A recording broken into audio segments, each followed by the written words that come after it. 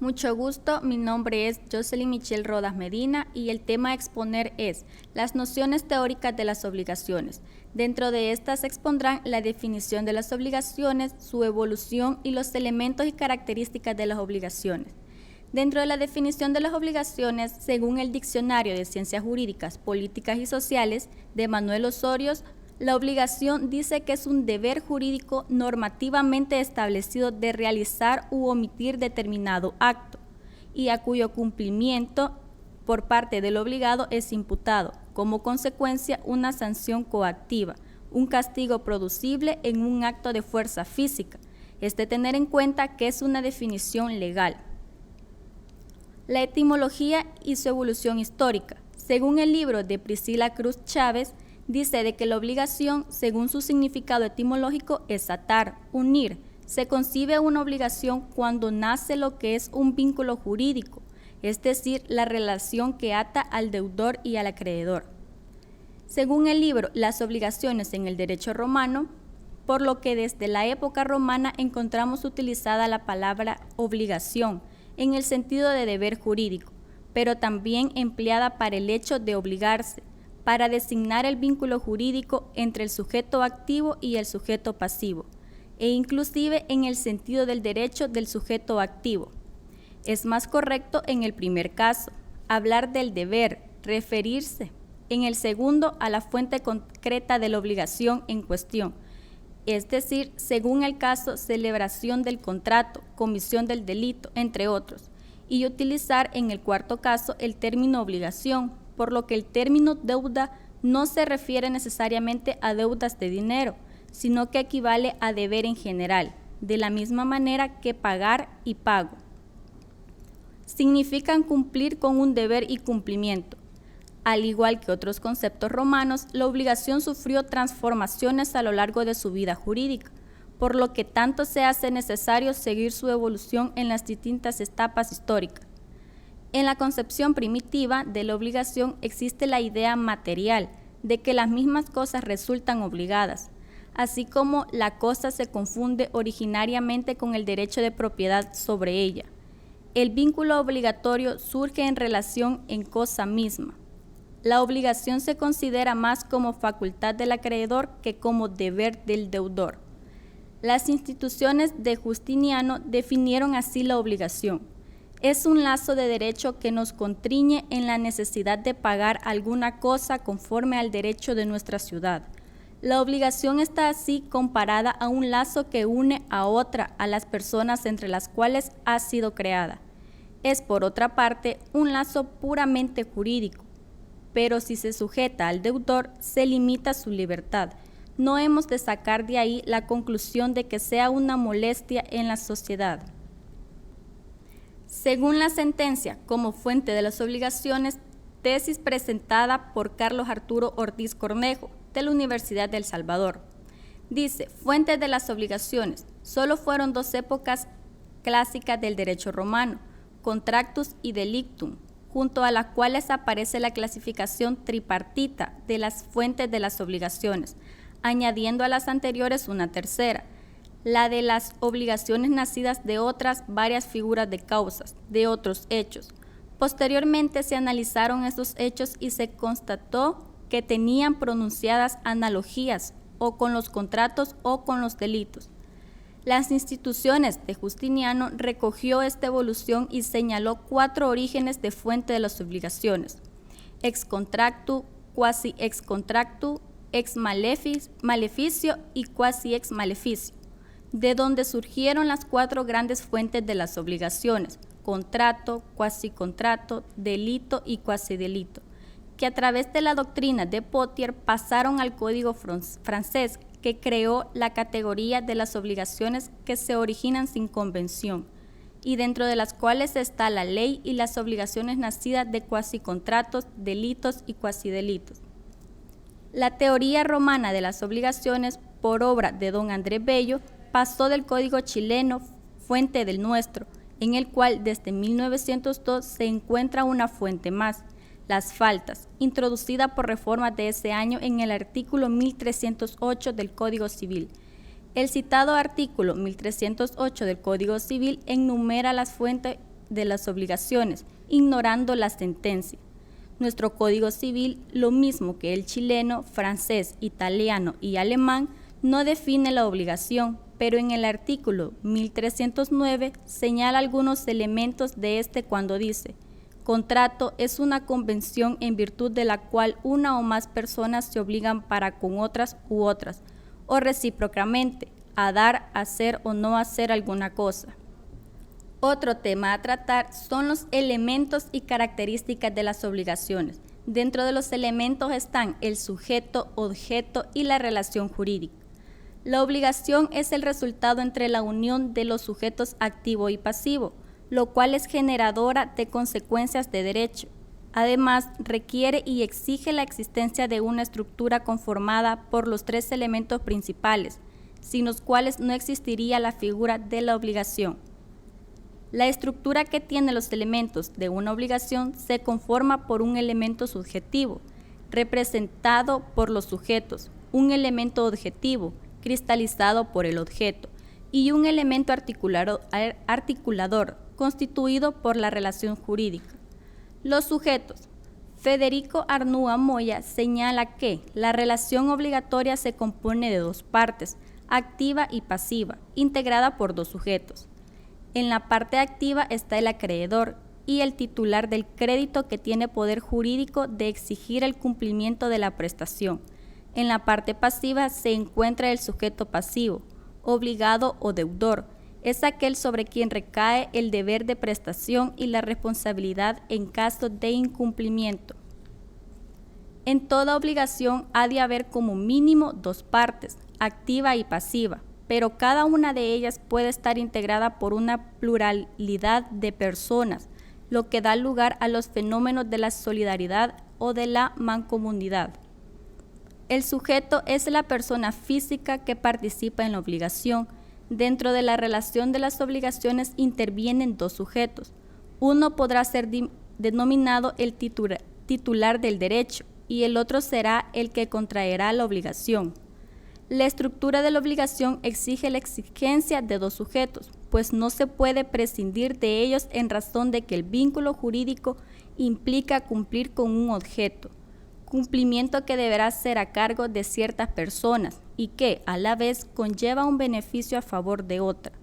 Los sujetos de las obligaciones pueden ser personas físicas o personas morales, también llamadas personas jurídicas colectivas, como lo son las asociaciones y sociedades civiles, las sociedades mercantiles y las corporaciones públicas.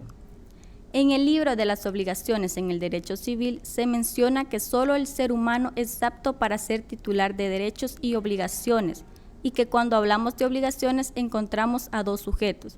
El sujeto activo o acreedor es quien tiene la facultad de exigir el derecho subjetivo, y el sujeto pasivo o deudor es quien resulta obligado, es decir, es aquella persona de quien se espera el cumplimiento de una opción. Se puede dar el caso que en una obligación no conozcamos a alguno de los sujetos. La respuesta a la pregunta anterior la encontramos en una promesa de recompensa. Aquí existe la posibilidad de que el deudor ignore quién es su acreedor o que el acreedor desconozca la identidad del deudor. El segundo elemento de las obligaciones es el objeto. Este se encuentra determinado por el compromiso hecho por el sujeto pasivo, deudor.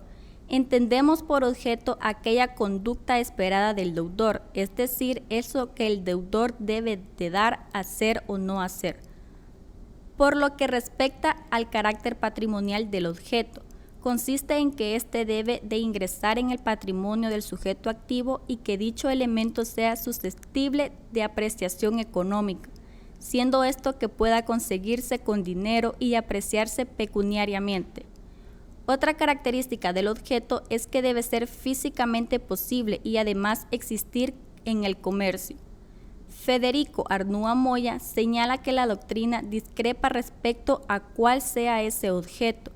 Para algunos autores, objeto de la obligación son las cosas a los servicios sobre que recae el deudor del deudor.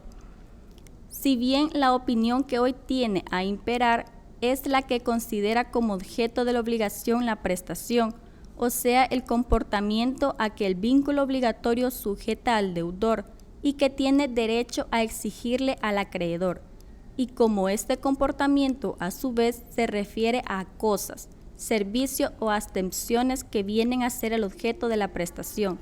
No parece incorrecto el distinguir un objeto inmediato de la obligación, constituido por la prestación, y un objeto mediato constituido por la cosa. El hecho del deudor o abstención, en otros términos, un dar, un hacer o un no hacer. En el libro de las obligaciones, aproximaciones a la praxis y la constitucionalización, los autores mencionan que la prestación como objeto de obligación ha suscitado algunas controversias, ya que ha exigido la tendencia o confundirla con el objeto material del vínculo jurídico.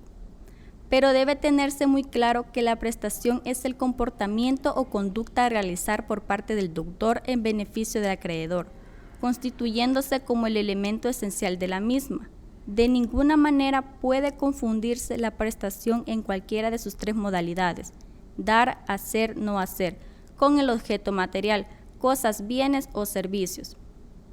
Desde otra perspectiva comparada, la dogmática, con el fin de dilucir las diversas concepciones sobre el elemento objetivo de la obligación, ha hecho una apreciación bastante acertada y conveniente al considerar el objeto material como el objeto de la prestación y a esta última como el objeto de la obligación.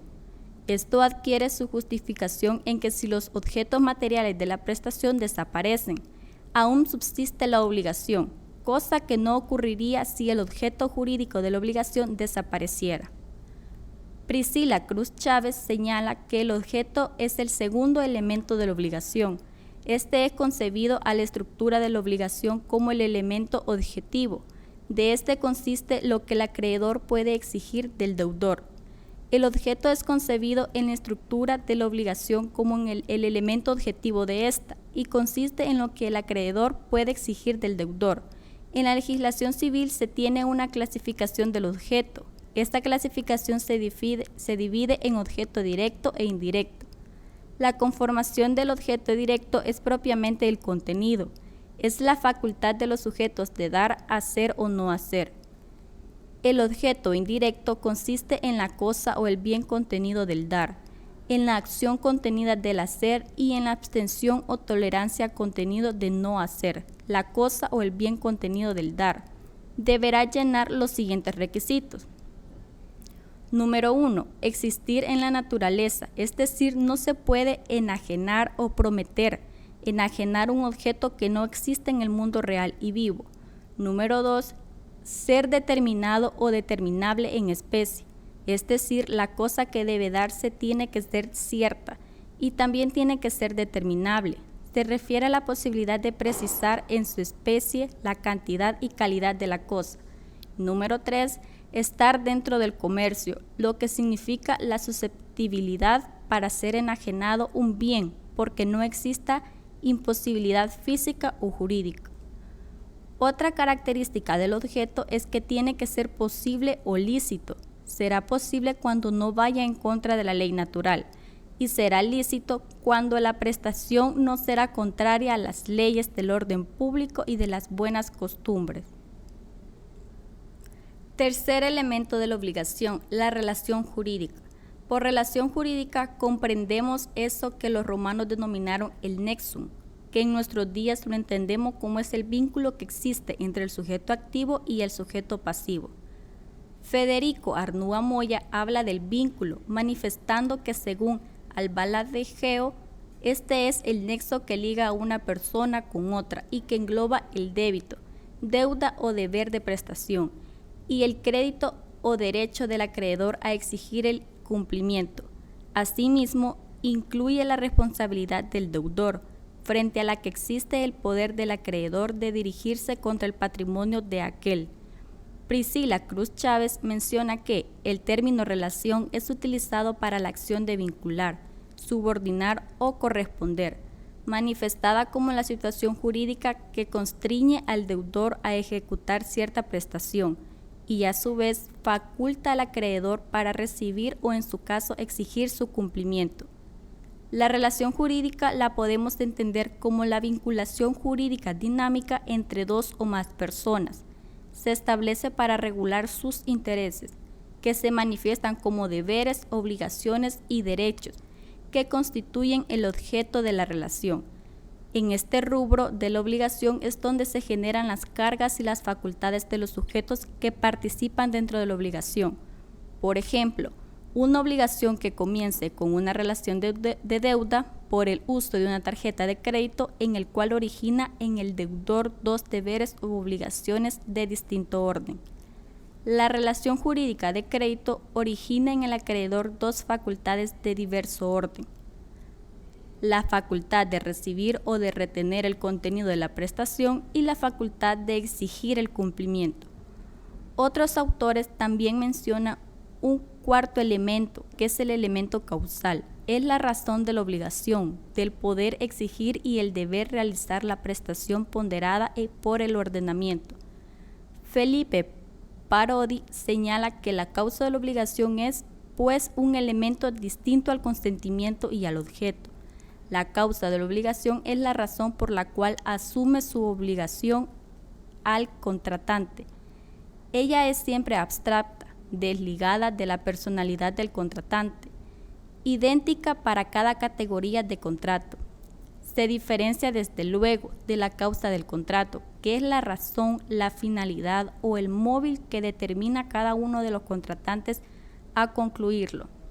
Este elemento hace referencia al vínculo que existe entre el deudor y el acreedor, el cual puede surgir de alguna de las fuentes de las obligaciones, que serán mencionadas más adelante, y tiene importancia y relevancia jurídica, por cuanto es el que, ante el incumplimiento del deudor, faculta al acreedor a coaccionar a aquel jurisdiccionalmente para que cumpla la prestación a que estaba obligado. Así el vínculo es, como lo señaló Justiniano, eminentemente coactivo. Su efecto básico es permitir la exigibilidad del cumplimiento de la obligación, y su exigencia es indispensable para que se pueda hablar de una obligación. No sobra señalar, para evitar confusiones, que ante el incumplimiento del deudor en nuestro ordenamiento jurídico se faculta al acreedor para que perciba, ya sea el cumplimiento de la obligación, esto es, para que ejecute a su deudor, o si bien lo tiene, la resolución del contrato que sirvió como fuente de la obligación incumplida, lo anterior a modo de simple enunciación, pues como se expondrá a lo largo del libro, el incumplimiento mismo del deudor. Las características de las obligaciones. Federico Arnúa Moya señala que las características de las obligaciones son la deuda y la responsabilidad. Toda obligación presenta un aspecto activo, un poder o facultad de exigir algo, y uno pasivo, un deber de dar, hacer o no hacer. No se trata de conceptos distintos, sino de aspectos diferentes en un concepto unitario, que es la obligación. Son el anverso y reverso de una misma moneda, puesto que no se puede concebir un crédito sin deuda y una deuda sin crédito. En consecuencia, cabe afirmar que la obligación es una situación bipolar, que se encuentra integrada por un lado por la posición de una persona llamada deudor y por otro por la posición de otra persona distinta llamada acreedor.